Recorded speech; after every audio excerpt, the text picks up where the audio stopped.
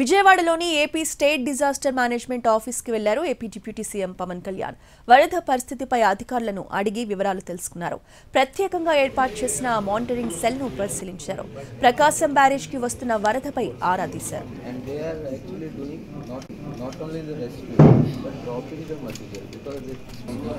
బుడమేరును గత ప్రభుత్వం పూర్తిగా విస్మరించిందన్నారు డిప్యూటీ సీఎం పవన్ కళ్యాణ్. బుడమేరు నిర్వహణ సరిగ్గా ఉంటే ముంపు తక్కువగా ఉండేదన్నారు. ఇండియన్ ఎయిర్ ఫోర్స్, నేవీ సహకారంతో బాధితులకు సాయం అందిస్తున్నామని చెప్పారు. తన వంతు వరద సాయంగా ₹1 కోటి విరాళాన్ని ప్రకటించారు.